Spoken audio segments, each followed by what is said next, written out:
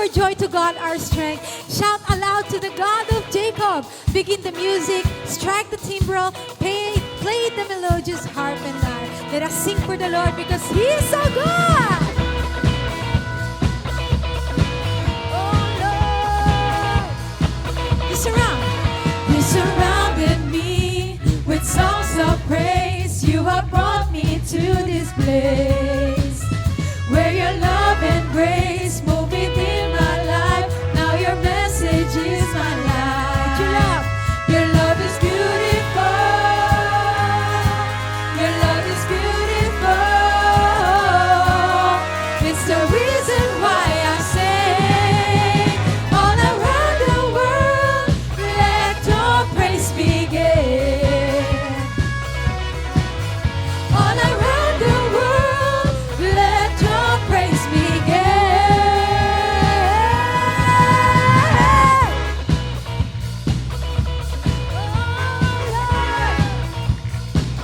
Hallelujah. When I'm planted here by the water's edge, I am living for the King.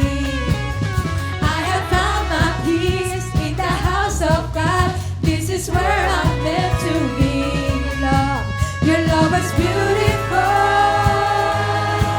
Your love is beautiful.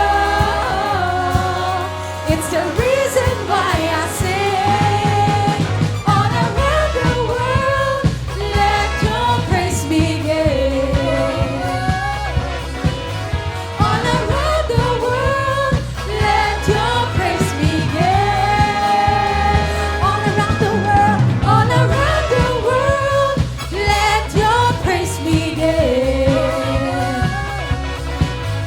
All around the world, let your praise begin. Come on, let's clap our hands for the Lord. He deserves it. Hallelujah. Oh God.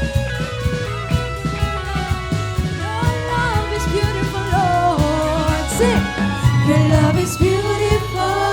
Sing it to the Lord. Your love is beautiful. It's the reason why I sing. All around the world, let your praise begin. All around the world, let your praise begin. All around the world, let your praise begin. All around the world, let your praise begin.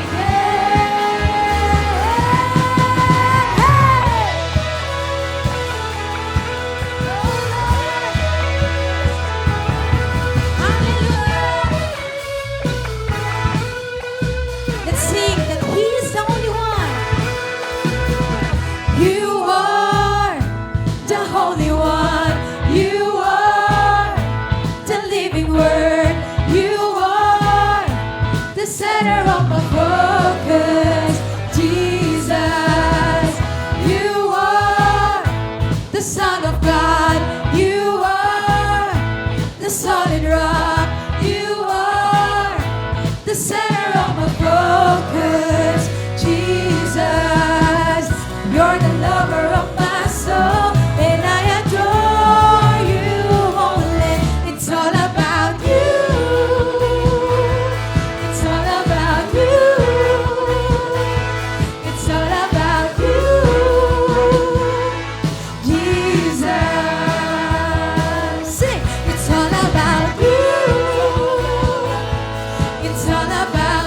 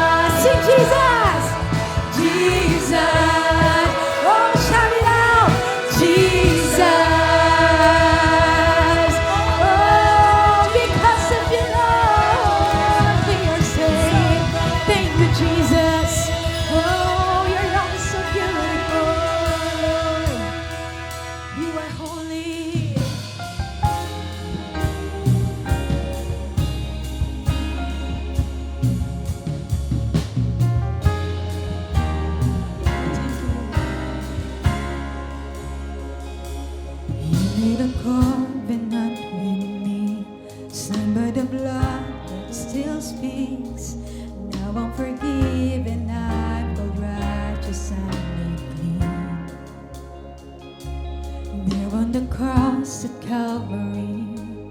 You gave it all to purchase me. You are the Savior and the God who set me free. Now my heart cries, this is my Redeemer. With my whole life, I will give you praise. All the glory to the one who's worthy. Because of Jesus, I have been changed. Sing. You made a way for me to enter into your holy place forever. And now I'm healed and I am covered. I found peace. Yeah, into your likeness you transform me, making me holy like you're holy. No longer I who live, but Christ who lives in me. Now my heart cries, this is my Redeemer.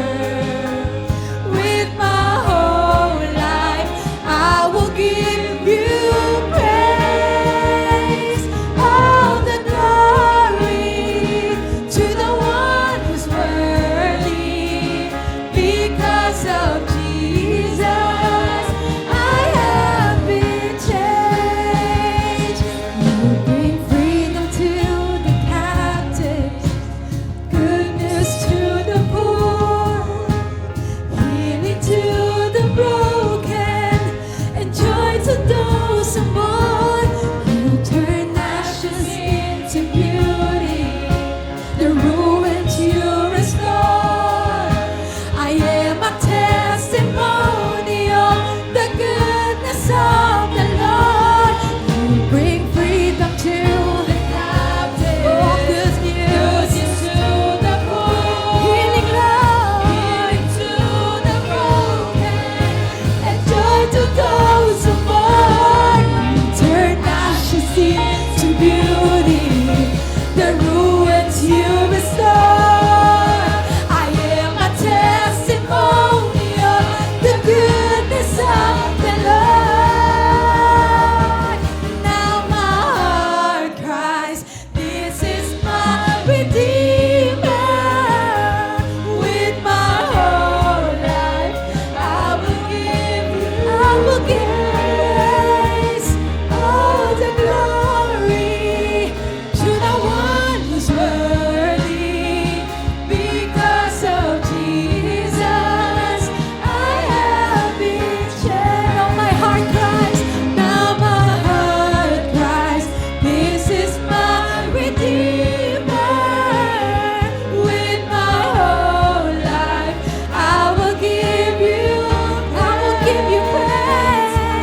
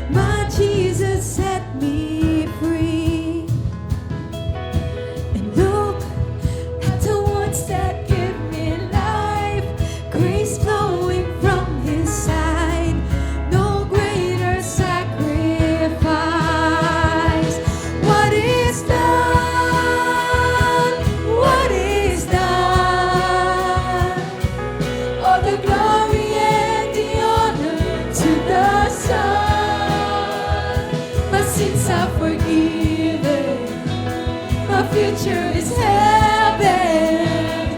I praise God for what He's done. Let's sing. Sing for the freedom He has won. Even death is dead and done.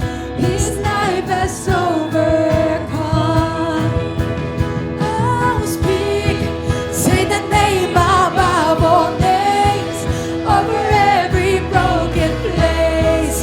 He is risen from the grave. What is done? What is done?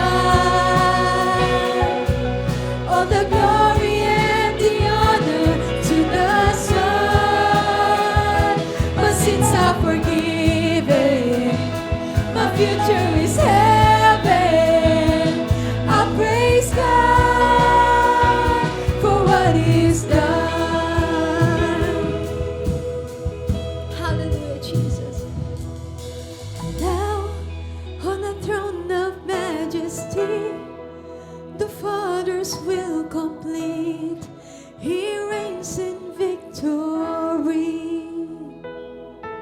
So sing hallelujah to the King. He is worthy to receive all the worship we can bring. Sing hallelujah to the King. He is worthy to receive all the worship we can bring. What is done? What is done? Oh Lord, all the glory and the honor to the Son.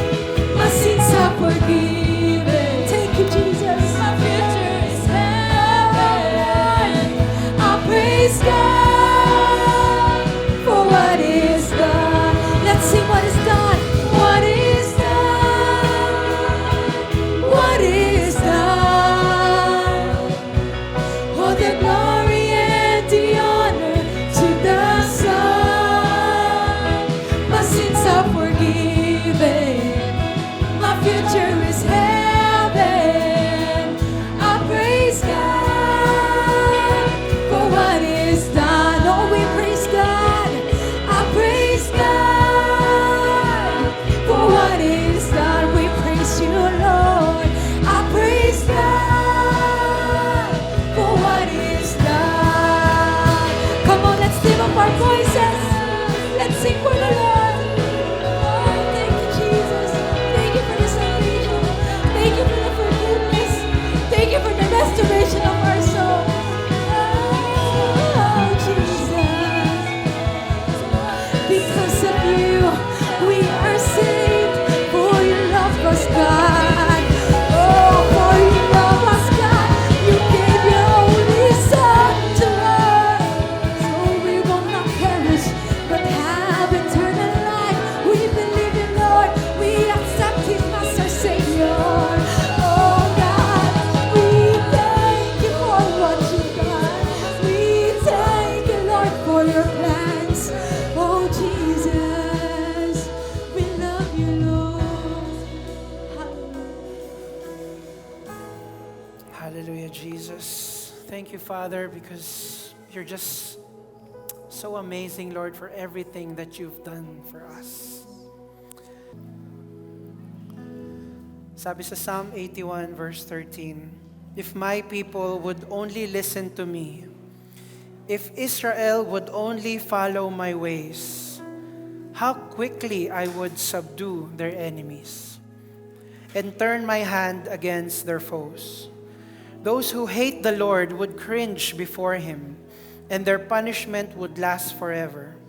But you would be fed with the finest of wheat. With honey from the rock, I would satisfy you. Mga kapatid, ito po ay pangako ng Panginoon. Pero may conditional word dyan. What's the conditional word? It's the first word, if. Nasa gitna ang Israel ng panahon na to, ng digmaan, at natatalo sila ng kanilang mga kaaway. Pero sabi sa 13, if my people, kung ang mga tao ko ay talagang susunod lang sa akin, ang bilis ko sanang talunin yung mga kaaway nila. Mga kapatid, meron ba tayong challenges this morning? Meron ba tayo this week? Ano ba yung mga pinagdadaanan natin? Sabi doon, if sumunod lang, maybe that's the key na kulang. Maybe kailangan pa natin sumunod, manalangin. Ang sabi din sa 14, how quickly, mabilis po talaga ang pagsagot ng ating Panginoon. As long as we follow Him. Ang ganda rin na sinabi dun sa 16, but you would be fed, or atas tayong konti sa 15, they would be doomed forever, yung mga kaaway ni Lord. But I would feed you with the finest wheat. Alam niyo po ba ang ibig sabihin ng finest wheat? Kumbaga sa kanin, yung pinakamasarap, yung pinakamahal. Siguro hindi na yung tag 40 lang, yung tag 60, 70 na kanin na yun, yung bigas. And that's what Jesus would feed us. Sabi din doon, I would satisfy you with wild honey from the rock. Nung panahon, wala pong sugar. The only source of their sweetness, o yung parang makatikim sila ng ganong lasa, is honey na pure, na raw. Ngayon, napakadali na lang bumili sa tindahan. Pero the point of Jesus here is whatever you need, whatever prayer you have, I am quick to answer them. Kapag po mayroong mga business partners, halimbawa, business partners, pag dalawa po sila nag-share sa isang negosyo, ano po yung hatian nun? 50-50, tama? 50-50. Kapag sa relationship po, mag-asawa o kaya mag-boyfriend, ano po yung sinasabi dapat? Di ba, give and take. Tama? I give and I take. Hindi lang ako give. Give and take tayo. Anong ratio yon? 50-50, tama? Mga kapatid, isipin nga natin, kung tayo, halimbawa, with our asawa natin, tama ba yung 50-50? Kapatid, I think mali yung 50-50. I think dapat at least 60-40. Tama? Kung ako yung husband, gusto ko mas malaki yung give ko sa asawa ko. I don't really mind kung konti lang because yun yung magandang relationship. That's a sign of a good relationship. Hindi yung bigay ko, expect ko pareho din. Nagbibilangan tayo pag gano'n. Amen?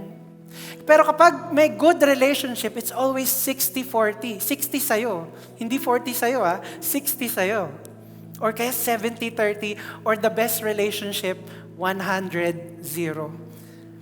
Pero nung iniisip ko, is it possible to have a relationship na 100-0? No. You know why? Because only Jesus could do that. Amen. You know, we just sang what He's done. What He's done. What did Jesus do? Well, habang 0 yung bigay nating pag-ibig sa Kanya, He gave 100 of Himself. Hindi ba deserve niya ang isang palakpak? Amen? Habang wala tayong binibigay sa Kanya, nasa kasalanan at nasa mundo pa lang tayo, sabi niya, balang araw, kailangan mo ma-save. I'm gonna do this for you. Kahit hindi kita na-meet personally, you are worthy to be saved dahil anak ka ng Diyos and I'll give you away. And that's why He raised His 2 hands. Amen. And yung Panginoon napakabuti. He gave 100-0. The question is tayo, what have we been giving the Lord lately? Is it even at least 60-40? Baka naman 10 lang sa atin, 90. Alam mo yun, minsan baka 10 lang yung nabibigay natin, tapos expect natin 90. Kapatid, I encourage everyone here, let's give. Even more than 50-50. Hindi natin maabot yung 100.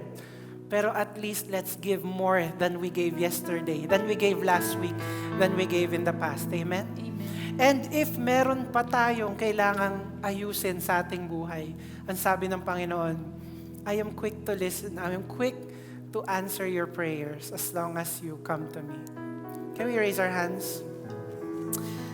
Let's bow our heads. Father, Lord, we have been sinful, Lord. Marami po kaming nagawa na hindi tama, hindi ayon sa inyo, Panginoon.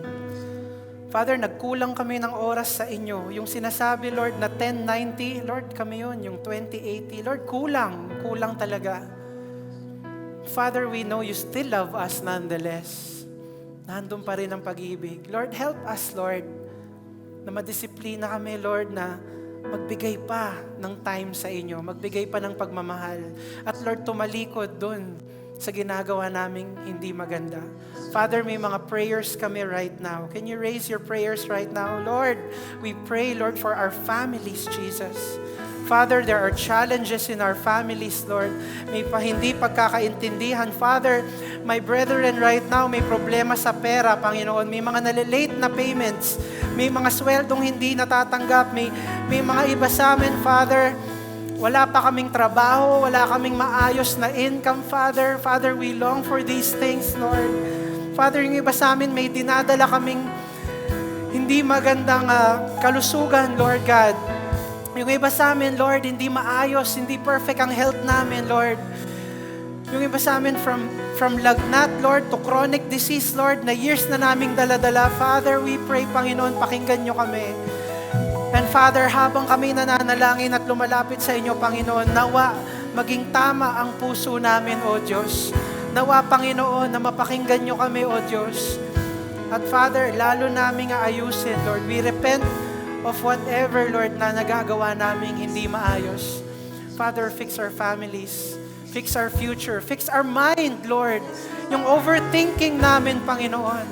Yung mga thoughts na pumapasok sa amin na hindi galing sa inyo, kundi galing sa kaaway na araw-araw niyang finifeed sa amin. Araw-araw niyang tinetempt kami, Panginoon. Father, many times natutumba kami at nasusunod namin yung temptations na yon. But Father, we want to break, Lord, this bondage na meron sa amin ang kaaway. Lord, in the name of Jesus, we pray, lukuban nyo kami ng inyong banal na dugo, Panginoon, para yung thoughts namin, yung hindi tamang iniisip namin, ma-purify, Lord. Allow them to go through your filter, Panginoon. Nang nawa, Father, ang thoughts namin ay maging holy, Panginoon, sa inyong harapan. Father, we pray, Lord, future namin, Panginoon, yung mga anak namin, yung relationships namin, Jesus, yung school namin, kung kami ba ay makakagraduate or not, kung tama ba yung kukunin naming course or not, or yung strand namin. Father, many of these things, we raise up to you, Lord. Right now, we just give it and submit it to you, Lord, sa inyong paanan. Lord, we have no confidence sa pagde-decide kung paano namin tatakbuhin ang buhay na ito. But Father, we know with your help, you will make it all for good. Thank you, Father, for your promise. Thank you, Father, because you allow us to be successful, not only in this world, but in our relationship with you. We give you glory, honor, and praise. In Jesus' name we pray. Everybody said? Amen. Palakpakan po natin ang Panginoon.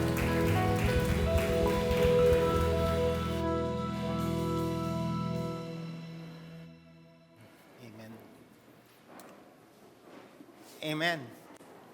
Isang mapagpalang umaga po sa ating lahat. Para po sa ating pagkakaloob, samahan niyo po akong basahin ng Proverbs chapter 3, verse 9 to 10. Sabi po dito, honor the Lord with your wealth, with the first fruit of all your crops. Then your barns will be filled to overflowing, and your vats will be brim over with new wine. Parangalan daw po ang Panginoon sa pamamagitan ng paghahandog sa Kanya ng mga unang bunga ng inyong ani. Kapag ginawa mo ito, mapupuno ng ani ang iyong mga bodega at aapaw ang inumin sa inyong mga sisidlan. Para sa akin po, ang unang bunga is ito po yung pagpapahiwatig kung ng pagkilala na ang lahat ng tinataglay daw po natin ay nagmula sa Panginoon Diyos, na dapat daw po natin ihandog o ibalik ng tama bilang pasasalamat. Sabi nga po ni Nehemiah 10:35, nangako rin kami na dadalhin namin bawat taon sa templo ng Panginoon ang unang ani ng aming bukirin at ang unang bunga ng aming mga tanim. Ito po ay pagpapahayag ng pananampalataya. Pasasalamat sa Diyos kung sa pamamagitan daw po ng ating pagbibigay. Ang pinakamahusay na bunga o kita natin, ibigay daw po natin sa Panginoon. Unahin daw po natin siya. Dahil sa talatang 10, verse 10, may promise daw po ang Panginoon. May pangako siya, may provision. Sabi ko nga, palagi sa mga tatay, binabanggit ko, kapag nagsisharing kami, iniisip ko pa lang yung ibibigay ko sa Panginoon na amount, may kapalit na po. At testimony po to sa buhay ko na talagang iniisip ko pa lang, hindi ko pa po na ibibigay sa Panginoon, may kapalit na siya, dumarating na yung project. So nakakatuwa po. Sabi nga sa unang kronika ni King Solomon, kung nakasunod po tayo sa ating devotion, kada pista, nagkakaloob siya, nagbibigay sila. Magmula sa verse 1 hanggang sa 22. Binibigay po nila kapag binibigay niya lahat sa Panginoon, kapag meron silang festival, may mga gatherings. So nakakatuwa po. Nagkaroon po siya ng shipping company, imagine nyo, sa pamamagitan ni King Hiram, kung mapapansin natin. Hindi niya inaasahan yung mga bagay na yon. Ganon din po tayo. Ibibigay daw po ng Panginoon kung ano yung hindi natin inaasahan dahil nagtatapat tayo sa Panginoon.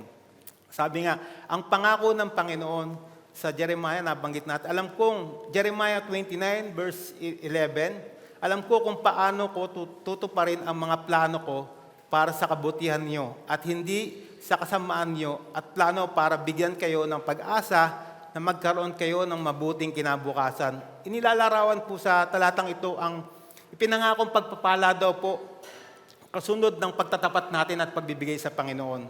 So sabi nga lagi, hindi daw po yung opportunity, hindi daw po itinuturo sa atin ng pagbibigay ng Diyos, hindi daw po sa atin pasanin daw po ito, kundi pagkakataon daw po. Hindi ito pasanin, kundi pagkakataon na magkaroon tayo ng pagpaparangal sa Panginoon. Dahil ang kapalit daw po nito, ipagkakaloob sa atin kung ano yung mga biyayang nararapat para sa atin. Kaya unahin po natin ang Panginoon sa pamamagitan ng pagiging tapat natin sa pagbibigay. At lahat po kasunod na nito yung mga pagpapalang hindi natin na-imagine pa sa buhay natin na ibibigay sa atin ng Panginoon. Mga provision na naghihintay sa atin, nandyan lang po yun. Basta unahin natin ang ating Panginoon. Okay po? Tayo po tumayo at ipanalangin natin ang ating mga kaloob. Sa ating pong pagbibigay, meron po tayong envelope kung saan ang red. Ito po yung ating ikapu. Kung binabalik lang po natin kung ano yung mga tinatangkilik natin. Yung blue envelope para po sa ating maintenance or special project na ginagawa po natin dito sa church. Mga provision na mga darating pang project. Dito po natin binibigay yun sa blue envelope. And ang brown envelope, ito yung pagbabalik ng pondo na inutang din natin sa ating church kung saan pinagpagawa natin ang building. And ang white envelope naman po, ito po yung ating benevolence kung saan binibigay po natin dito, nakakatulong po tayo, nakapag-outreach po tayo, kinukuha po natin yung mga pondo diyan para mas marami pa pong Kristiyano, mas marami pang kaluluwa ang maligtas sa pamamagitan po ng ibinibigay natin na yun. Sige po, tayo manalangin. Panginoon, salamat po sa umagang ito, sa pagkakataong ito, Panginoon, nagkaroon kami, Panginoon, na magbigay sa iyo, Panginoon, na ikaw ang aming unahin, Panginoon. Dahil sa ginagawa namin ito, Panginoon, dumadalangin kami na pagpalain mo ang bawat isa, Panginoon. Ano man ang mga tinatangkilik namin, Panginoon. Ano man ang aming mga kabuhayan, Panginoon. Manguna ka na pangunahan namin ito na ikaw, Panginoon, ang magbigay, Panginoon, ng mga pagpapala. At Lord, Panginoon, ikaw ang aming unahin. Buksan mo ang aming puso, Panginoon, na ikaw lamang ang aming unahin, Panginoon. Sa pamamagitan ng pagkakaloob, may papakita namin ang tunay naming pananampalataya sa iyo. Salamat po, Panginoon. Ito ang aming dalangin. In Jesus' name we pray. Amen.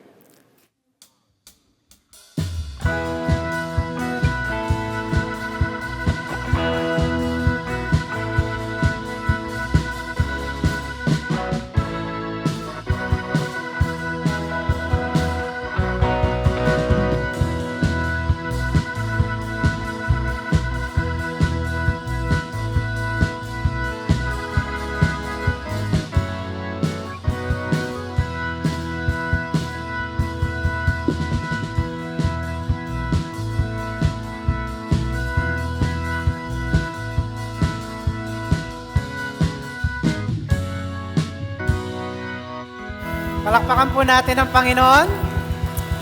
Thank you, Lord. At salamat sa lahat ng nakapunta. Maulan, ano?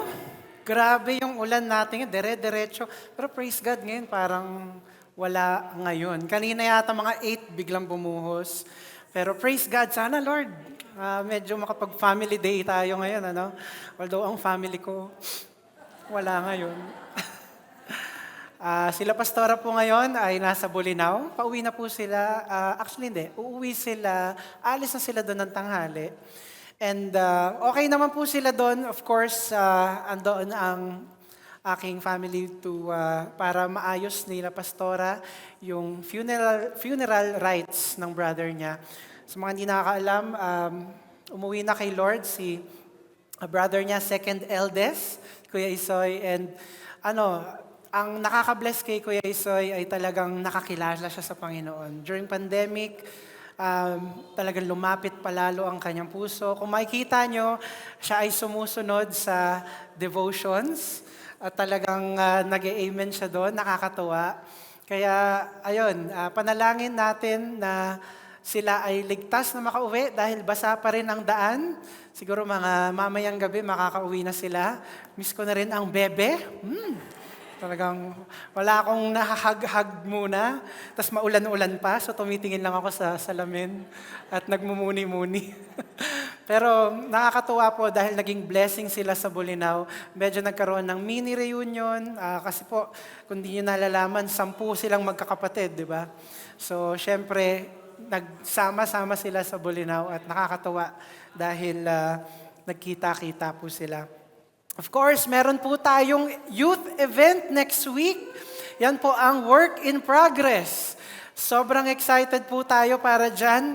Yan po ay next week, July 27, 3 p.m. dito sa church. And ano po yung work in progress? Kung nakita nyo po yung reels natin na shinare this week, yan po ay patungkol sa pagtulong sa ating mga kabataan or even our young adults na sagutin yung mga tanong nila na paano ba to? Paano ba yung magiging career ko? Yung future ko? Anong strand ba yung pipiliin ko? Anong course ba yung pipiliin ko? Paano ko ba mababalanse yung relationship ko with the Lord, with my family, with my school? Nakakatakot. Anong gagawin ko? Tatanggap ba ako sa trabaho pag nag-apply ako? Lahat po yan ay sasagutin natin. Meron po tayong panelist dito sa next week at lahat po ng experience nila mula sa mga multinational companies. Wow! Yan ang mga ibang young professionals natin dito sa Solid Ground. Kala nyo ganyan-ganyan lang. Pero mga talagang, ma'am, sir, ginaganyan yan sa opisina nila. Talagang rinirespeto. At sila minsan ng mga nagiging leaders, supervisors, and managers ng kanilang kumpanya at dahil na rin sa guidance ng Panginoon at yung tamang work ethic na meron sila through the Word of God. At yan po yung gusto nating i-share sa ating mga kabataan, young pro. Kaya kung meron po kayong kakilala na pwedeng i-invite, completely free, walang bayad, punta lang po sila 3 p.m. next week dito sa church from, ilang taon ba? From 13? Tama? From 13 to 85 ba? 39? Di pa ako nasama. 39.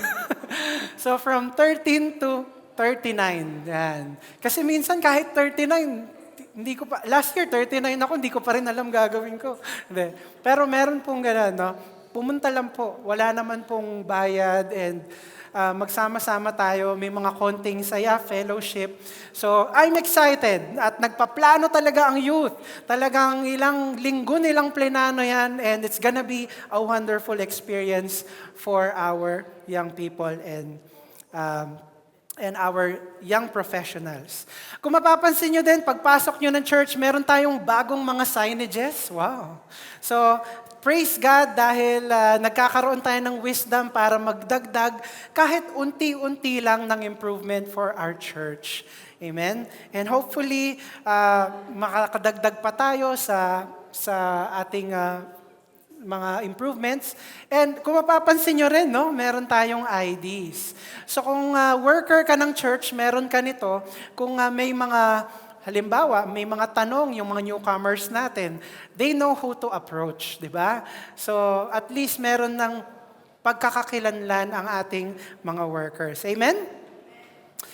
So let's go to our topic today. The title of our sermon today is The Comfort of Coldness. What does it mean? The comfort of coldness. Kung makikita niyo po sa picture na yan po ay si Judas nakatingin kay Jesus. Sila po ay nasa bangka, papunta sila or nagta-travel sila sa lake of Galilee. Lake of Galilee. And kung makikita niyo ang mukha ni Judas, parang hindi siya masaya. We're gonna talk about Judas this morning.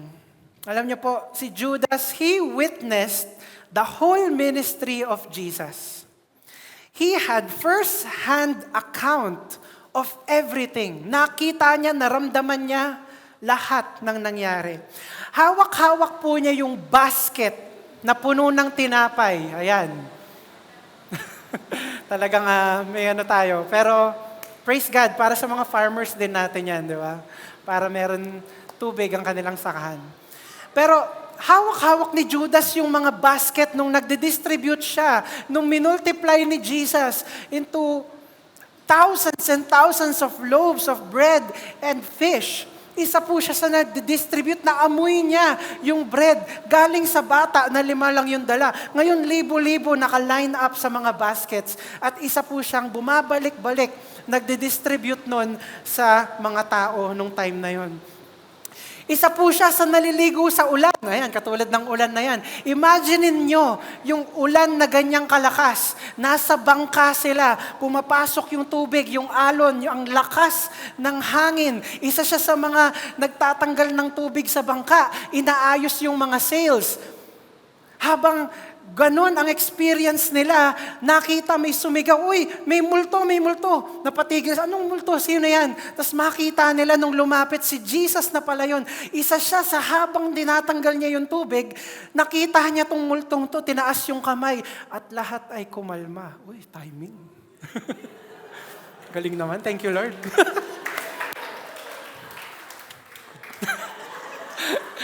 Thank you Lord. Ganyan, no? Biglang kumalma. Mula sa malakas, yung alon biglang kumalma. Biglang umaraw. Na-experience niya yung miracle. Malamang naisip niya, grabe tong taong to. Paano nagagawa ng tao lang yung ganon? Minsan bumisita sila sa libingan. Pagrolyo ng bato, yung sangsang na amoy, sumalubong sa kanila. Itong patay na to, matagal nang nandito, nangangamoy na. Napapaganyan sila, hindi na sila maka-approach. Pero si Jesus nakita niya nung lumapit, nagtaas siya ng kamay, may dineclare. Nakita niya nung biglang yung patay, gumalaw yung kamay. Biglang gumising, biglang tinanggal yung mga balabal o yung nakatali sa katawan niya. Pag-reveal nung mukha nung patay, ang kinis, buhay na buhay. Tinanggal lahat, lumabas. Sino yun? Lazarus. Nakita niya, naamoy niya yung patay na dapat yun decomposing smell. Biglang nawala lahat ng amoy na yun. Biglang naging fresh, live person. Nandun siya mismo sa panahong yun. Pero ito mga kapatid, sa kabila ng lahat ng yun, nagawa pa rin niyang dayain ang kaibigan niyang si Jesus. Nagawa pa rin niyang magbulsa kasi siya yung treasurer ng disciples. Nagawa niyang magbulsa mula doon sa money bag. Kung makikita niyo sa picture, may hawak siyang bag. Hindi ko alam kung ganyan nga yung bag nila nun. Pero siya yung inatahasan na taga-kolekta, yung treasurer. Yung perang yan, pangkain nila yan. Pero hindi lang. Yan po ay, kasi syempre, hindi naman lagi silang nabibigyan ng pagkain. Kung ano yung donations from other people na siguro nabe-bless sila kay Jesus at sa ministry niya, linalagay doon. Pangkain nila yon, pangbigay nila yon sa may hirap. Yun po ay pambili rin ng damit. Siyempre, 3 years po yung naging ministry nila. Hindi naman sila nakakauwi-uwi. Baka minsan naputulan ng sandalya si Matthew. Aba, kailangan nilang bumili. Minsan baka nahatak sila. Di ba yung crowds, minsan ang dami. Minsan nahatak yung damit at nasira. Diba? Minsan kailangan bumili. Di ba? Kaya hindi lang yon. Yun din ay pang-offering nila sa templo, pambigay nila sa mahihirap. Tandaan nyo, yung time na yun, wala namang street lights paggabi. So anong gamit nila? Lanterns. At syempre, yung lantern na yun, bibili nila, pati yung gas nun. Kasi minsan bumabiyahe sila, naglalakad sila, napakadilim. Syempre, kailangan mo ng lantern, gagasan. Marami pong pangangailangan pinansyal ang disciples. At kung walang nagdo-donate, sila din ang nag-share between themselves. Si Matthew, tax collector, siguro medyo may kaya to. Siguro nagbibigay din siya sa disciples. Si Luke, doktor, siguro medyo kumikita to kasi doktor. So siguro siya nag-share din. So marami rin po sila nag-share para matuloy yung ministry yon. At hindi sa lahat ng pupuntahan nila, pinapatuloy sila matulog sa isang bahay. Pwedeng minsan walang nagpapatuloy sa kanila, kailangan nilang rumenta ng 2 kwarto, ihiga sila doon sila mag-overnight. Challenges, maraming challenges. Pero dinagdagan pa ni Judas sa pagkupit niya. Yung perang yon sana para sa mga maliligtas. At ang dami-dami pang pwedeng marating ng ministry. Pero ginagawa to ni Judas. Kaya yung dumating yung pagkakataon sa buhay ni Judas na inoferan siya, eto, 30 silver coins. Ano, okay sa'yo? Wow, finally, hindi na lang siya kukupit-kupit. May nag-aalok sa kanya na unique sa posisyon niya at sa relationship niya kay Jesus, inaalokan siya ng 30 silver coins. Alam niyo ba kung magkano yun? Hindi 30 pesos yun. Minsan iniisip natin, milyon siguro yun. Actually, kung titignan mo yung value ng silver coin na natanggap ni Jesus at ilalagay mo sa value natin ngayon, it was just a measly 70,000 pesos. Isang sahod lang ni Jun yun. Sorry, Jun. Masyado maliit. Tax mo pala, tax. Ano ba ang 70,000 pesos? Minsan, isang grocery natin, 5,000, 10,000. Kung nag-SNR ka pa, patay. Lahat ng chocolate, lahat ng pre-taste. Napakabilis lang po maubos ng 70,000. Natukso siya sa 70,000 pesos. So in essence, he was not serving Jesus. He used Jesus to serve his purpose. He was not serving Jesus. He used Jesus to serve his purpose. 70,000, napakaliit na halaga na price para sa isang priceless Son of God. The one who would pay even a much bigger price for us, for our sins. Nakikita niyo po? And kaya naman si Judas, siya ang isa sa pinaka-hate na tao sa buong mundo. Ang dami pong mga paintings na ginawa na dinedepict siya, dark, demonic. Merong isang painting na si Satan mismo, si Lucifer, kinakain si Judas. May mga ganun. Sobrang hate na hate siya ng buong mundo. Bawal mong pangalanan ang anak mo na Judas. Hindi ayaw ng taong makarelate sa pangalang Judas. Pero kapag traidor ka, ang tawag sa'yo, at yung mga jeep, nakalagay pa yan sa jeep nila. God knows who does not pay. Kilala nila si Judas. At kung di ka magbayad, ikay isang... So ayaw natin ma-associate kay Judas dahil sa kasamaan na ginagawa niya. Ngayon, brothers and sisters, parang ang ganda-ganda ng umaga para pag-usapan natin si Judas. Parang, Brother Chris, wala ka bang masayang topic? But this is where we are. This is where we are sa ating passage in John chapter 13. Alam niyo po, napaka-importanteng pag-usapan at pag-aralan ang buhay ni Judas. You know why? Matatanong natin, di ba pwedeng, Brother Chris, yung mga pangako na lang ni Lord, yung heaven, yung ganyan. Pero napaka-importante kasi ganito, paano na ang isang taong kasama sa ministry, isang taong nagsaserve sa mga tao, isang taong nasa inner circle ni Jesus, isang taong ang solid ng support system at small group, isang taong na-witness ang rurok ng kapangyarihan ng Panginoon sa kanyang mga kamay, nahawakan niya, naamoy niya at lahat. Paano ang isang taong nagkakaroon ng lugar para manlamig sa Panginoon? Nagkaroon siya ng comfort sa kanyang coldness. Napasukan ng kasalanan. Pero nung pumasok yung kasalanan, hindi niya tinaboy. Kinain siya ng kinain ng kasalanan. Nagkaroon ng pagtigas at manhid sa kanyang puso laban sa Diyos. Yun yan na naging dahilan kung paanong yung kasalanan mag-grow sa kanyang puso. Di ba sabi nga, what you feed grows. And what you don't feed dies. Kaya isang tanong po yan sa atin ngayong umaga mga kapatid, what do you feed every day? How do you feed your soul? How do you feed, ano ang nag-feed sa iyo? Kasi yun ang pinapalaki natin. Amen? Can we all bow down and pray? Father, we thank you, Lord, because you will give us wisdom, Panginoon, this morning tungkol sa buhay ni Judas. Lord, bless us, Lord, with this lesson, Father. Speak to us, Jesus. Lord, nawa, kausapin niyo kami kung ano ang dapat namin gawin sa aming sarili. And Father, nawa, meet us, Lord, right here. Panginoon, remove our distractions. Talk to us. May we hear your voice this morning. And Lord, we also pray for the weather, Panginoon, na maging maayos so that we have a wonderful day ahead. In Jesus' name we pray. Amen. Ang passage natin nasa John chapter 13, verse 18 to 30. And I will read verse by verse and pag-uusapan natin as we go. Sabi sa 18, I am not saying these things to all of you. I know the ones I have chosen. So context lang, galing tayo na nag-wash si Jesus ng feet ng mga disciples.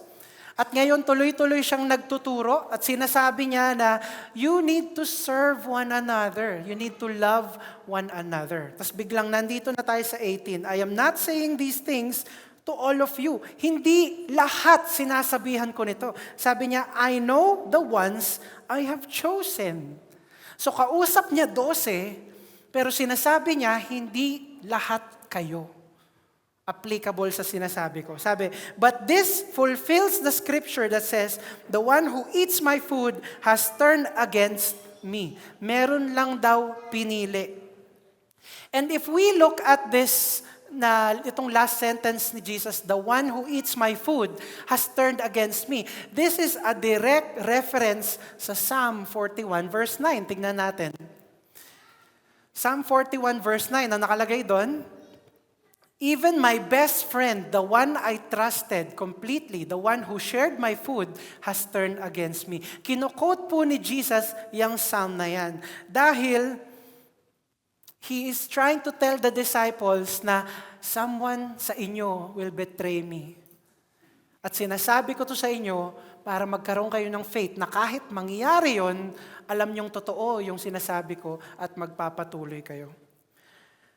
Alam niyo po sila yung setting nila dito is, nakita niyo na yung drawing, yung painting ni Leonardo da Vinci na The Last Supper, di ba?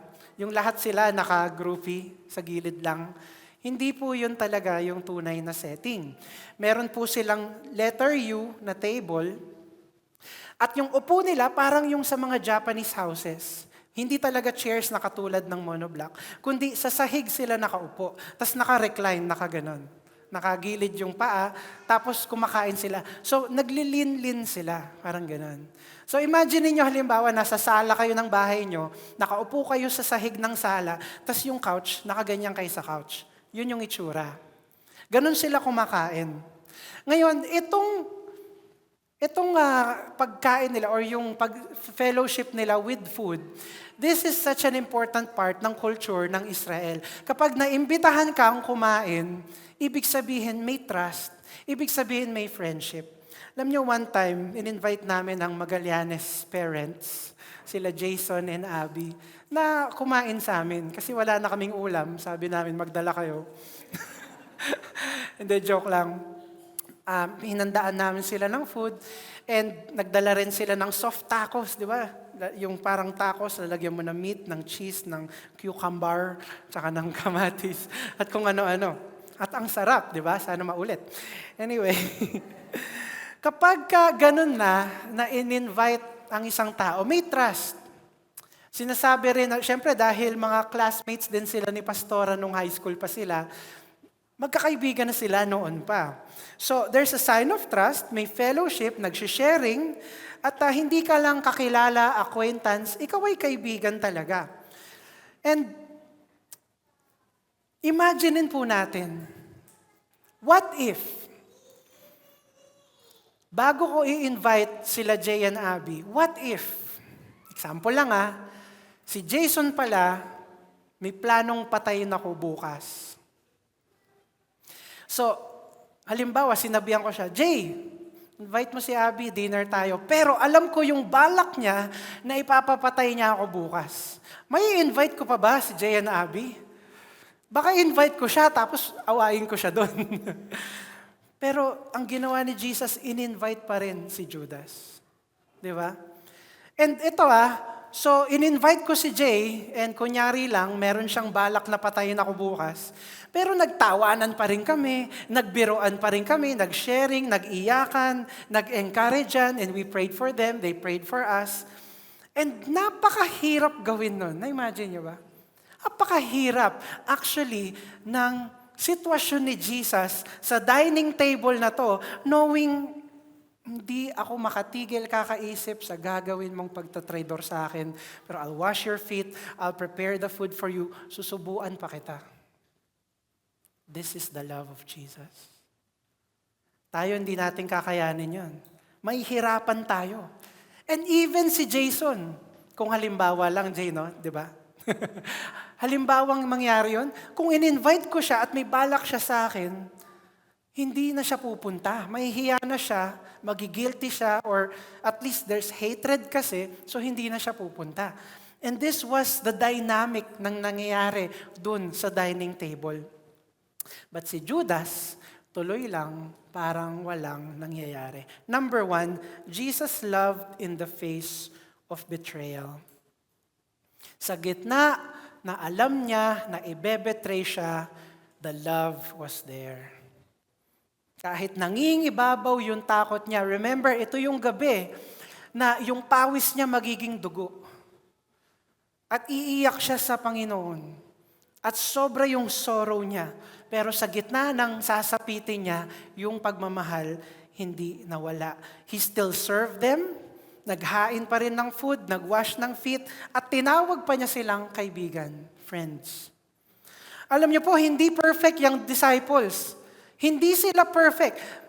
Biro mo, ikaw si Jesus, isa-serve mo sila, pero yung isa doon, alam mo, magtatraidor sa'yo, si Judas. Tapos yung isa doon, magde-deny sa'yo. Sino nag-deny? Peter. Yung isa doon, magda-doubt sa'yo. Sino yun?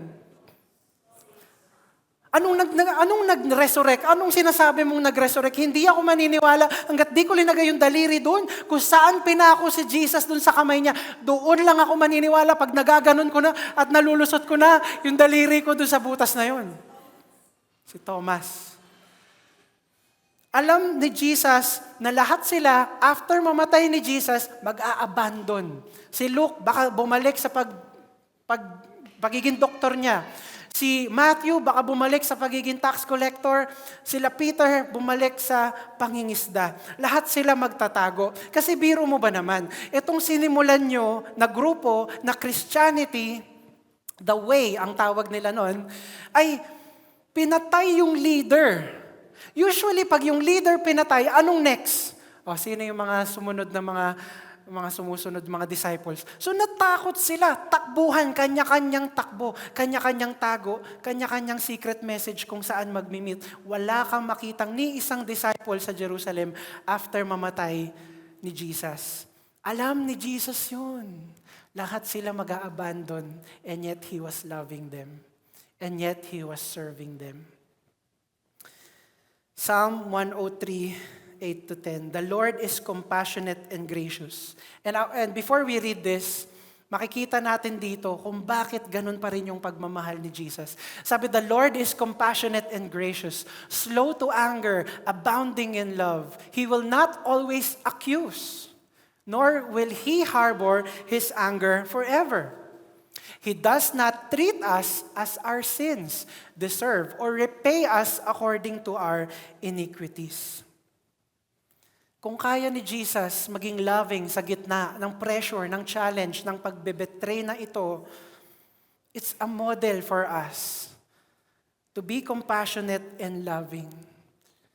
Kahit matindi ang pinagdadaanan natin. Sino dito matindi pinagdadaanan? Tapos at the same time umiinit din ulo mo. Walang sikuhan, walang sikuhan. Sino dyan yung pag talagang ang pressure dumating? Sisigaw na, magdadabog na, magkukulong na sa kwarto, aalis ng bahay. Yung talagang galit na kagad. Mga kapatid, huwag tayong mabilis uminit ang ulo. Sabihin mo, sa sarili mo sa sarili mo, huwag mabilis uminit ang ulo. Huwag sa katabi sabi ko sa sarili. Huwag tayong biglang gustong tumakas, gustong lumayas, gustong mag-escape sa mundong ito. Alam niyo po, kapag ang gusto mong unang gawin sa harap ng challenge ay tumakbo, it's escapism. Takbo ka lang ng takbo, takas ng takas. Well, pagbalik mo, eventually babalik ka, nariyan pa rin yan. So ano, tatakbo ka ulit? Mga kapatid, hindi talaga madali mabuhay. Lalo na pag Kristiyano tayo, no? Pero ang grace ng Panginoon nandyan. Gayahin natin si Jesus. He was still loving us before. Walang nagbago sa Kanya. Alam niyo po, when you are safe and secure in the Father's love and promises, no matter your situation, you are under His submission. No matter your situation, Lord, ang hirap pero it's not about my strength. It's not about what I know or who I know. Lord, kayo nang bahala. Mas may peace. Mas may joy. Amen? Makakakain ka pa rin. Makakatulog ka pa rin. Sino dito may problem ka? Tapos matutulog ka na, iniisip-isip mo, tapos biglang, ay Lord, naalala ko pala, ikaw nang bahala, Lord. Tutulog na ako, alam ko nandyan ka. Tapos biglang, tutulog ka na. Masarap matulog na alam mong may Savior ka na magliligtas sa'yo. Amen? Palakpakan po natin ang Panginoon. No matter the situation, you love without condition. Kasi it's not about a transaction. Loving is not a transaction. It's a sign that there's transformation. Amen? It's a sign that there's transformation sa puso natin. It's not an obligation. It's an appreciation na may joy pa rin tayo sa heart natin no matter the situation. Amen? Luke 6:32 to 33. If you love those who love you, what credit is that to you? Even sinners love those who love them. And if you do good to those who are good to you, what credit is that to you? Even sinners do that. So madaling salita madali lang magmahal ng mahal mo. Sabi sa verse 35, but love your, love your, hindi pa rin malakas love your, yun.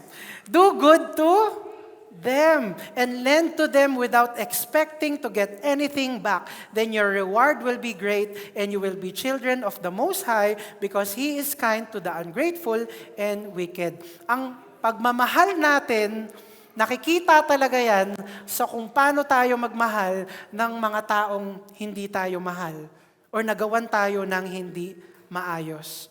Sabi nga nila, grace under pressure. Narinig niyo na yan? Grace under pressure. Kalma lang kahit may pressure. Kalma lang. Hindi iinit ulo, hindi sisigaw bigla. Kalma lang. Faith over fear. Okay? Faith muna bago tayo biglang malamon ng fear.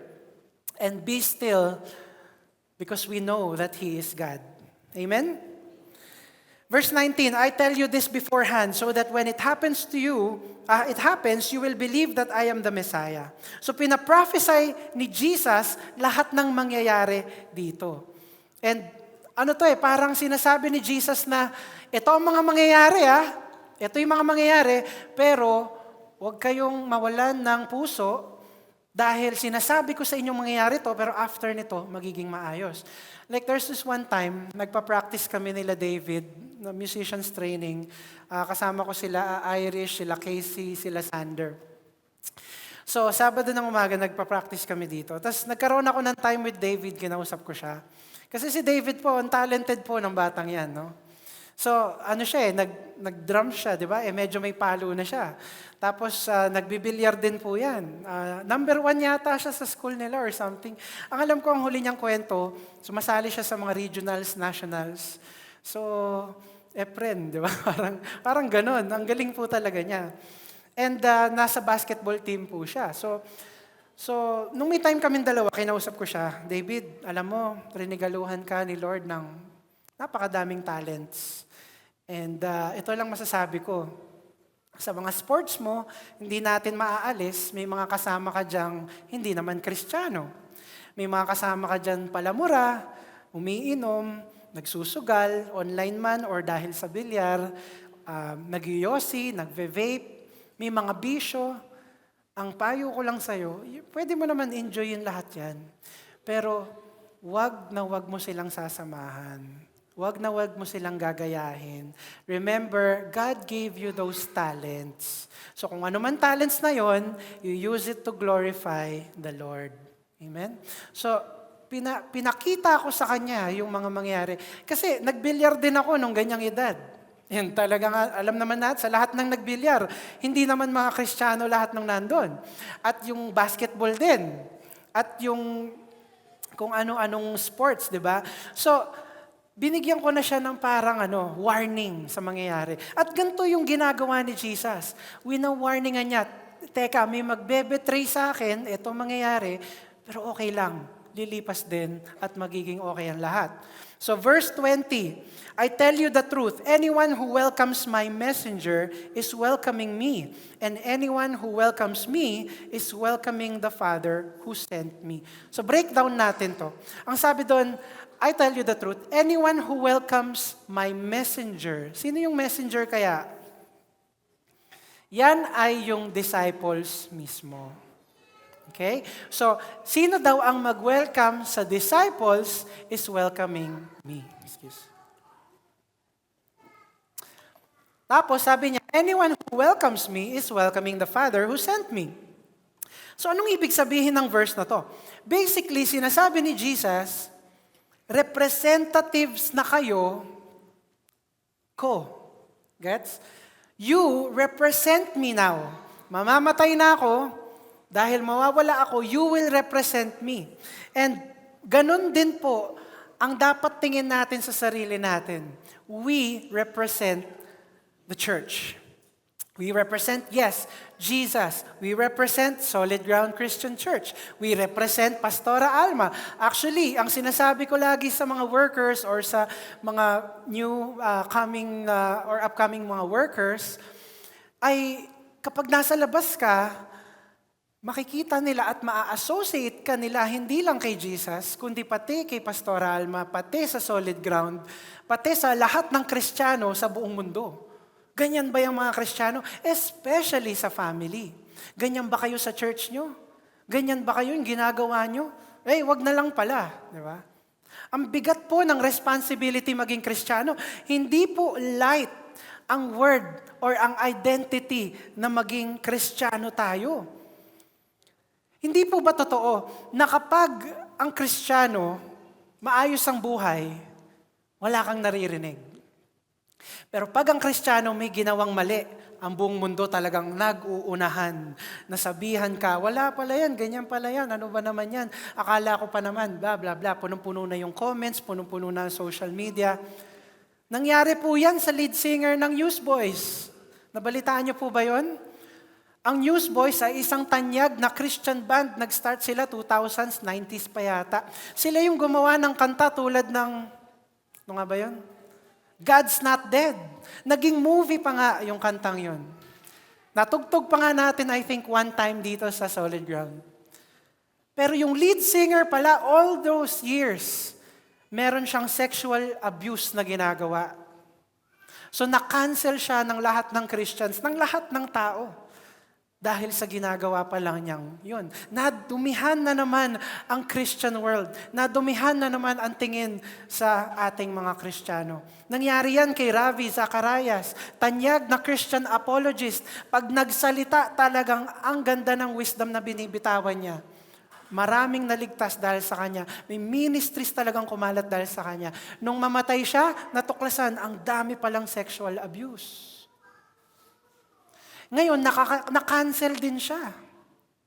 Ngayon, parang wala na. Ang hirap ng makinig ng kanyang mga preachings.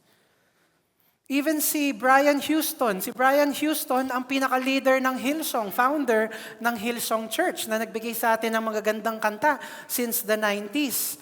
Meron din siyang mga nakita sa kanyang buhay.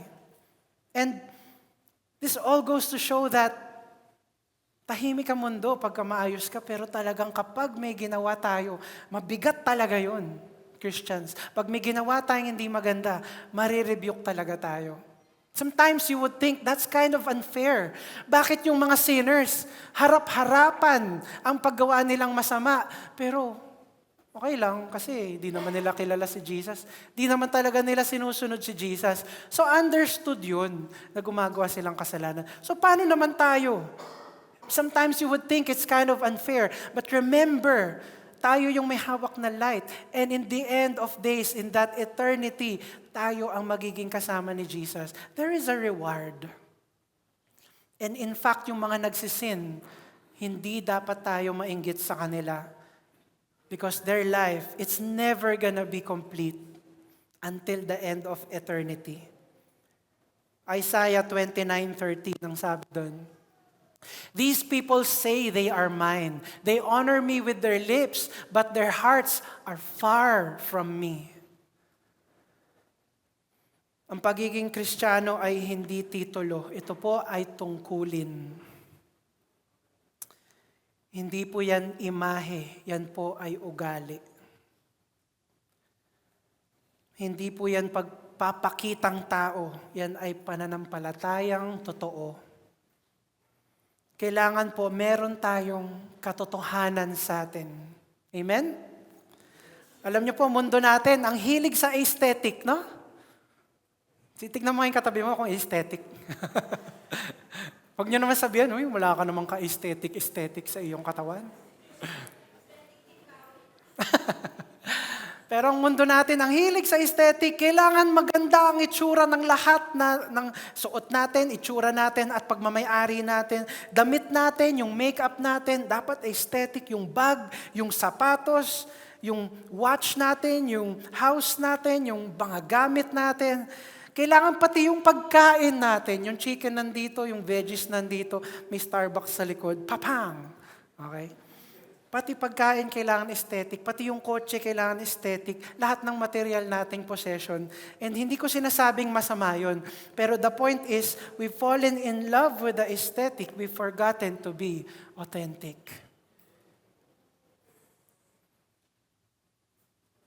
And the problem is when authenticity is no longer seen. We are Christians playing the role of a Christian without Christ in our hearts. That's the hardest place to be, brothers and sisters. This was the exact place na linalakaran ni Judas. Let us always remember to be authentic to the Lord our God. Kung nagtataas tayo ng kamay sa church, nagtataas tayo ng kamay sa bahay. Nagpe-pray tayo sa church, nagpe-pray tayo sa bahay, nagpe-pray tayo sa office, nagpe-pray tayo sa school because we just love to talk to our Creator. We love to talk to our Savior. Amen? Tulad ni Judas, iba pala yung laman ng puso niya. Hindi pala ministry. Ang goal pala niya ay kumita lang ng kumita ng pera. Lahat ng ginagawa niya, hinahanapan niya ng paraan para kumita ng pera. Excuse me. Naalala niyo si Mary Magdalene, tumatakbo siya, pumasok siya sa kwartong yun, nandun lahat ng disciples. Yung dala-dala niya na napakamahal na perfume, binuksan niya at binuhos niya sa paanan ni Jesus. Wala siyang nakitang pamunas, yung buhok niya mismo ang pamunas. Sinasabi niya, I am the lowest of lowest, but Lord, lahat ng akin ay sa'yo na lang. Sino unang nagreklamo? Judas. Bakit? Sabi niya, bakit? Hindi na lang, naku, sayang talaga. Bakit hindi na lang binenta? Nabigay pa natin sa may hirap. Kanino ba mabibigay yung pera pag nabenta? Sa kanya. Napakamahal nung pabango na yun, malamang. Para ngayon, di ba may Chanel number 5? Wala akong Channel 5. Yung Gucci, yan. Wala tayong Gucci eh. Gucci, marami. Mamaya kain tayo sa Chowking, Gucci. Yeah, I know. Sorry. Maulan eh. Kailangan natin na magising. Pero, nanghinayang siya kasi hindi naman about the serving kay Jesus.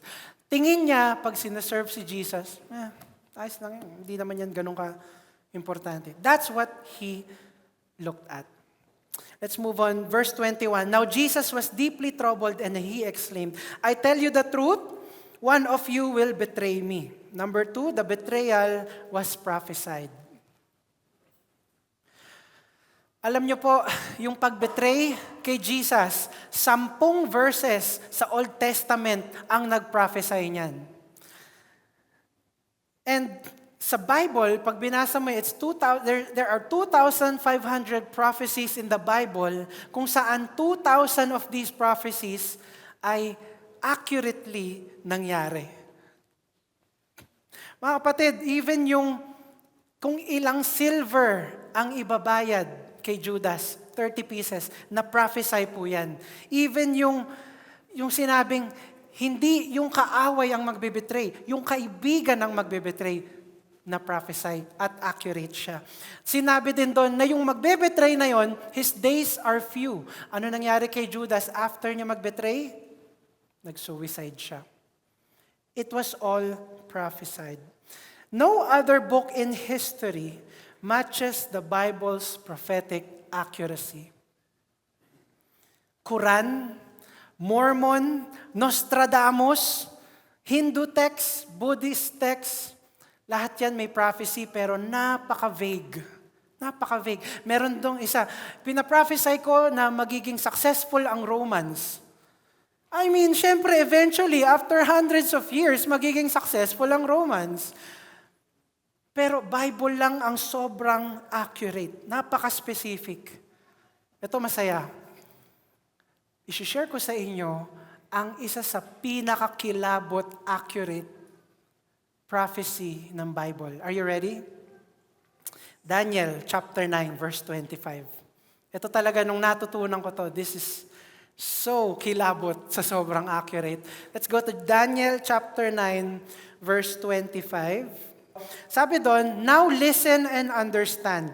7 sets of 7 plus 62 sets of 7 will pass from the time the command is given to rebuild Jerusalem until a ruler, the anointed one, comes. So, now listen and understand. 7, okay. So pag sinabing 7, that means 7 years. Okay? 7 sets of 7 means 7 times 7. So, pag sinabing 7 sets of 7 plus 62 sets of 7 will pass from the time the command is given.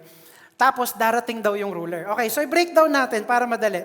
So, una, sinasabi dito na may 70 na sevens o 70 7-year periods, which is how many? 490 years.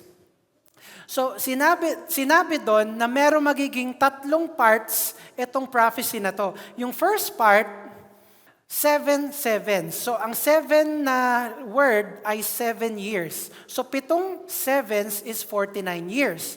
So, nung itong edict na to ay dineclare ni Artaxerxes, sabi niya sa mga Israelites, okay, bumalik kayo sa Jerusalem, i-build nyo ang temple nyo, sabi ni Artaxerxes.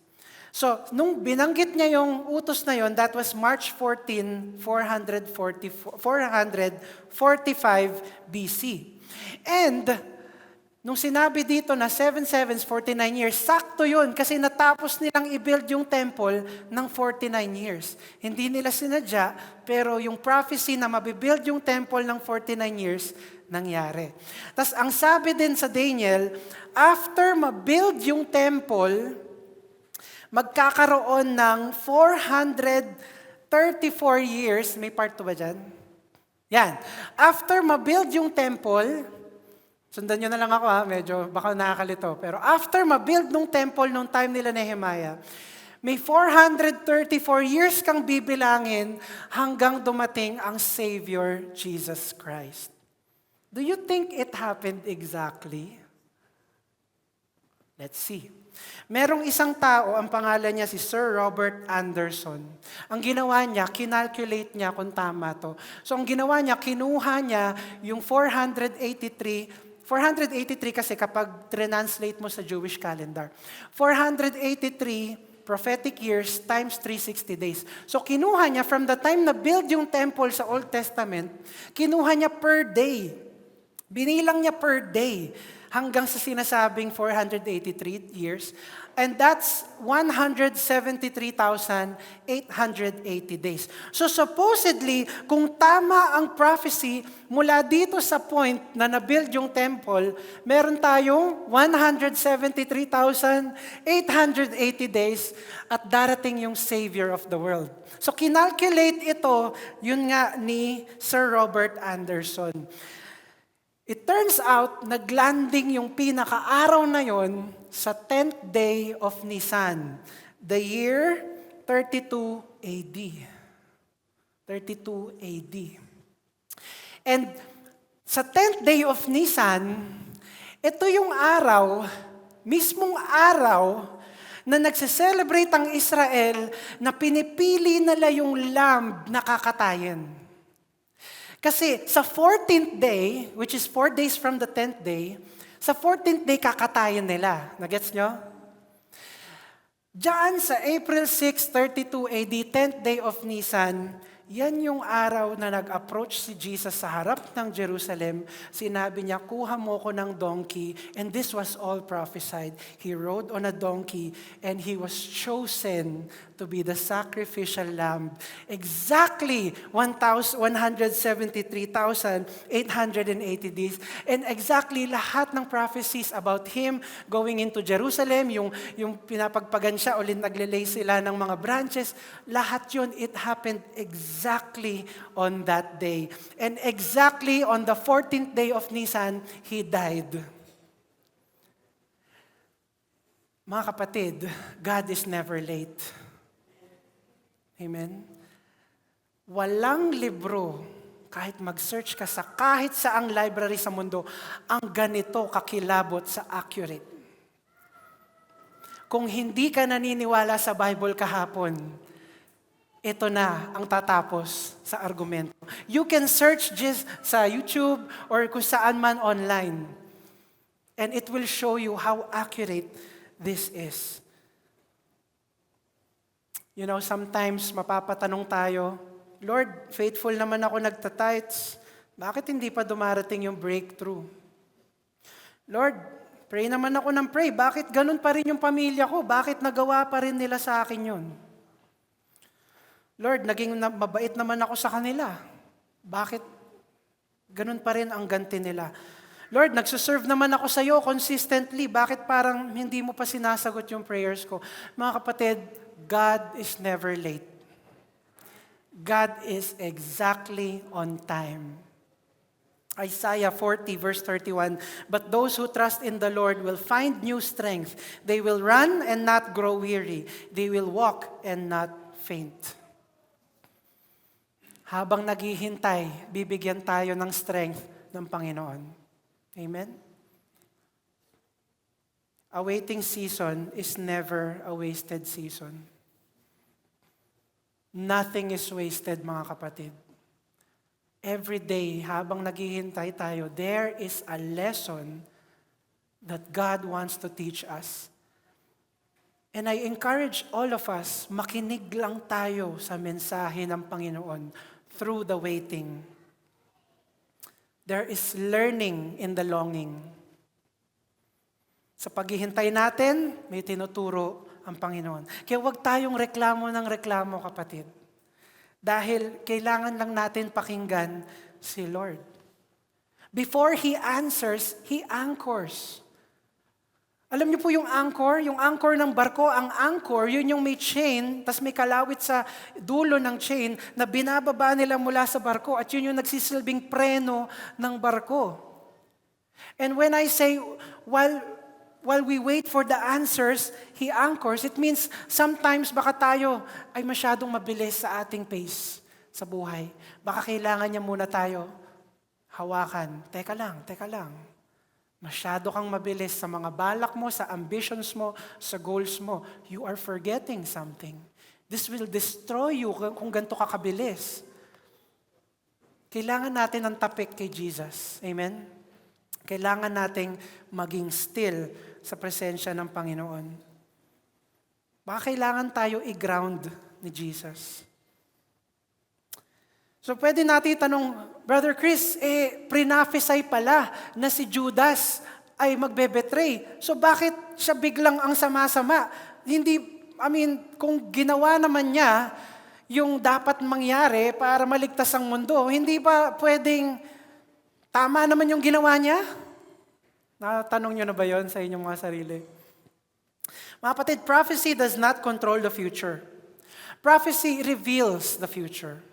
So kung ano man yung ugali ng tao, ano man yung ugali natin, yung magiging desisyonan base sa kung paano tayo nagde-decide sa ugali natin, ang Panginoon, inaayon lang niya para masulat niya ang will niya within dun sa ugali natin.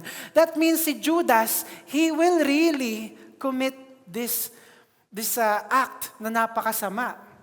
Dahil yun yung ugali niya in the start. Hindi siya pinili para gawin yun, kundi yun yung ugali niya, nakita to ni Lord, pero according to God's will, gagawin pa rin ni Lord yung will niya. Gets nyo? And this is how we can think about this. Ano man ang gawin ng kaaway na challenges, ano man ang iharap niyang challenges sa atin, will pa rin ni Lord ang nasusunod. Amen? Napakasarap makinggan na ang will ni Lord ay nakasulat pa rin sa bawat mistake. This doesn't give us the freedom na magkaroon ng kasalanan at hihingi na lang ng tawad at gawin yung gusto natin. Pero dun sa nagagawa nating mistakes, He writes His plan for us. Dumadaan siya doon at eventually, He will write the will for us. Verse 32. The disciples looked at each other, wondering whom He could mean. The disciple Jesus loved was sitting next to Jesus at the table. So sino nagsasalita dito sa passage natin? Si John. Tama? Tignan mo yung tawag niya sa sarili niya. The disciple Jesus loved. Kasi siya yan eh. So, Chris, bakit ano to? Parang favoritism ba to? In-announce ba to ni Jesus na ang love ko lang si John? Lahat kayo, hindi ko kayo love masyado. Love ko kayo, pero pagdating sa hierarchy ng love, ito si John. No. That doesn't mean na mas mahal. Remember, nung sinusulat to ni John, this was after the resurrection, matanda na si John nito, ang dami ng ministries and missions na napakalat sa buong Rome, sa buong mundo. And this is John writing, matanda na, baka mamamatay na rin. And he said, paano ko ba i-address ang sarili ko? I am just simply a person who Jesus loved. You know how minsan linalagay natin yon sa badge natin, sa bag natin, sometimes nasa mga profiles natin, I am just someone who is loved by the Lord Jesus. And this is it. I am just a mere disciple who happens na mahal ako ni Jesus. And sometimes it's a question we need to ask ourselves. Sometimes na-entangle tayo sa titles. Meron akong ganito, meron akong ganyan, kilala ko si ganito, kilala ko si ganyan. But it's a great reminder dito lang sa sinasabi ni John sa pagkakilala niya sa sarili niya, can we just be a person, a humble person who Jesus loves? This world is so addicted to identities. Ay, ito ako, ito yung grupo ko. How about we start renaming our identity and transforming it para maging identity ni Jesus, identity ni Christ. Amen? Let's go to verse 24. Simon Peter motioned to him to ask, who's he talking about? So that disciple leaned over to Jesus and asked, Lord, who is it? Jesus responded, it is the one to whom I give the bread I dip in the bowl. And when he had dipped it, he gave it to Judas, son of Simon Iscariot. When Judas had eaten the bread, Satan entered into him.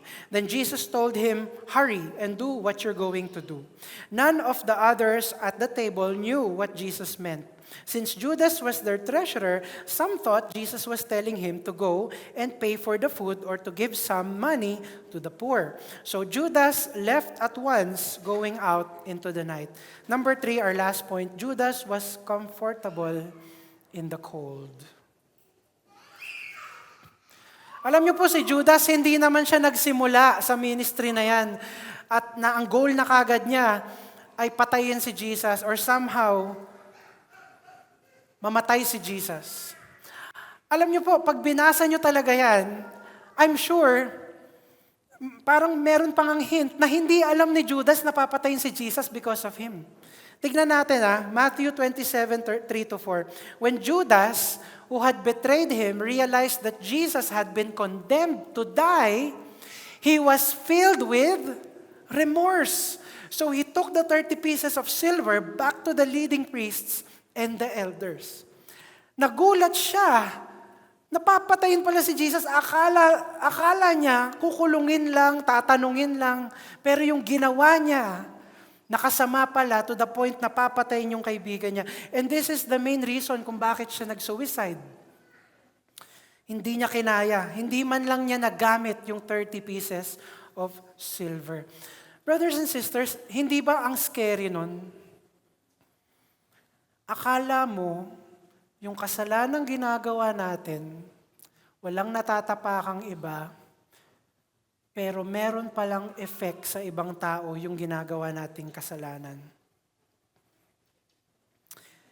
Alam niyo po, ang isang example, halimbawa, may mga magulang na, anak, wag mo sabihin nandyan ako pag nakita mo yung home credit. Anak, yung bumibisita, wag mo sabihin nandyan ako. So, akala nila, wala namang nakakatanggap ng evil na yun. Pero natuturuan yung mga anak sinungaling. Pag tinanong kung saan tayo pumunta, sabi mo, dyan lang sa tabi Huwag mo sabihin, nag-Vikings tayo. Sabi mo, nag-Vikings ako. Pag hinanap ako, sabi mo, wala ako. Alam nyo, mas magandang ituro natin o imodelo natin sa mga anak natin na, okay, problema to, pero haharapin ko like a man. And I will be gracious. And I will deal with it. And yes, ang anak ko, makikita niya na may mga problema si Papa, si Mama, pero at least nakita ko kung paano nila addressin, harap-harapan. Hindi sila nagtatago, hindi sila nag-escape. Amen? May mga kasalanan tayo minsang ginagawa na akala natin walang nasasaktan. Halimbawa, yung pagtatanim ng galit. Pwede natin sabihin na, yan talagang taong yan, pero hindi ko yan ikakalat kahit kanino. Hindi ko i-chismis na galit ako sa taong yan. Pero sa totoo lang, sana hindi ko na siya nakikita. Pero ito, mga kaibigan, napakadali na makaapekto yun, yung puot na yun sa iba. Halimbawa, si Farah yung worship leader kanina, halimbawa, di ba? Galing, di ba? Pwedeng sabihin sa akin, ang galing ni Farah kumanta, no? May galit ako kay Farah na hindi ko sinasabi. Halimbawa lang po, hindi ako galit kay Farah. So, may galit pala ako kay Farah na hindi ko sinasabi sa iba. Tapos pwedeng ang sagot ko, oo nga ang galing talaga niya. Siguro, kailangan na lang niya ma-improve yung ugali niya. Tapos, okay na. Ha? Ano yan? O kaya yung, oo nga, ang galing niya, no? Pero, hindi, okay lang, sige. Next time na lang. Ano yun? Lumalabas po yun. Pag meron tayong puot, lumalabas po yun. Hindi po yun nawawala. Halimbawa, galit ka sa sister mo. Tapos may nagsabi sa'yo, ang ganda ng pinost ni sister sa FB, no? Sa IG. Ang ganda ng pinost niya, nakaka-encourage. Nag-post ba siya? Hindi ko alam, hindi ko siya fina-follow eh. Hindi mo sinasabing galit ka, pero yung mga maliliit mong lumalabas, it shows the heart. Mga kapatid, it shows. It really does. And it corrupts no one else but us. And that's why itong galit, itong puot, let's let it go. And ang encouragement dito, let's search our hearts kung merong something na ginagawa nating hindi maganda. Let's go to Psalm 139, 23 to 24. Search me, O God, and know my heart. Try me and know my thoughts. And see if there be any grievous way in me, and lead me in the way everlasting. Let us search our hearts. Alam niyo po, nung sinabi ni Jesus na one of you will betray me, hindi po sinabi sa John, pero kung check niyo sa Matthew, yung mga disciples, ang tanong nila, Lord, ako ba yun? Tapos yung isang disciple din, tinanong niya si John, sabi niya, Lord, magbe-betray sa'yo? Ako ba yun, Lord? Sa English ang sabi, is it I, Jesus? Is it I? And you know, I will tell you that that is a wonderful attitude of the disciples. Na tinatanong nila kung sila ba yun. Kapatid, ito uma-attend tayo every Sunday. Hindi ba minsan naisip natin, sayang wala si ganito dito. Narinig niya sana to. Many times, I repent, nagawa ko yun. Sometimes I judge others. I feel sometimes na yung message, it's not for me. I feel that the message, bagay na bagay ito sa asawa ko, sa anak ko. Naku, sayang wala dito yung kaibigan ko. Naku, sa kanya talaga to. Mga kapatid, let's stop for a minute and let's analyze. Baka naman it's really for you. Baka naman it's really not for that person. Kaya wala siya. Well, kung wala siya, it's not your life. Hayaan mo siya. God will fix them. Look at your heart. What is my heart doing? What is my heart saying? Meron ba akong mga tinatanim sa puso ko na hindi dapat? Baka naman merong comfort ako sa isang kasalanang ginagawa ko at kailangan kong maitama.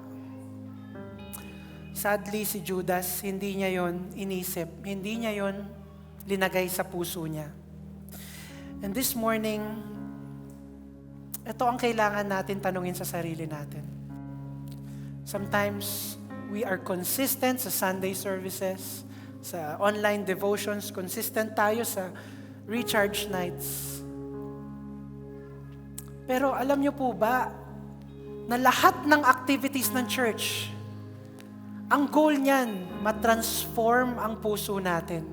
Kapatid, ito kapag uma-attend ka, kumpleto attendance mo sa lahat ng activities, pero yung puso mo cold, sayang lahat yun.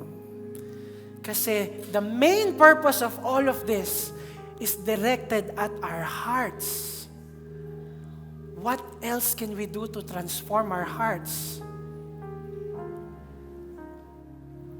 Are we comfortable in the coldness? Baka may sin. Baka may kailangan itama. Our heart should shout and cry to the Lord Jesus Christ. Amen? Can we all stand up and let's worship? Now my heart cries, this is my Redeemer. With my whole life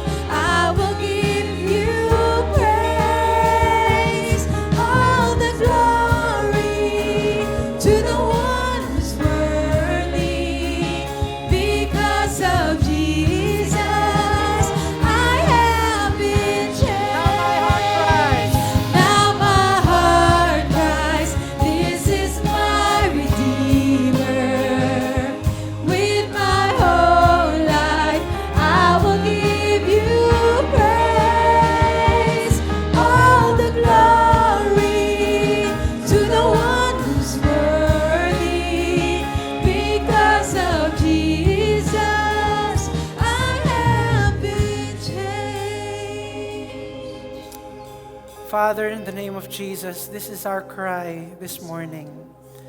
Lord, because of you, we are changed. Because of you, our heart is transformed. Pero Lord, can you help us search our heart, Lord? Meron ba nakatago, Lord God, na kasalanan na masyado na namin komportabling ginagawa? Lord, it's affecting our families.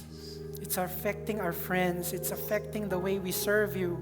It's affecting the way we look at others. It's affecting the daily routine, Lord. Yung ginagawa namin, it's affecting our future, Lord. It's affecting our relationship with you, Lord. Father, right now, this is our heart's desire. This is our heart's cry, Panginoon. Na sana baguhin mo kami kung meron man, Panginoon. Kung may galit man, Panginoon. Kung meron man kaming iniisip na hindi maganda, Panginoon. Lord, kung may ginagawa kaming hindi maganda, Father, we don't want to be cold, Lord. We love you so much, Lord. You give us, Lord God, lahat ng love na hindi namin deserve. Father, all we want to do, Lord, this morning, ay ayusin, Lord God, ulit ang relationship namin with you. Father, the story of Judas is scary, but we know, Lord God, hindi namin susundin ang buhay na nangyari sa kanya.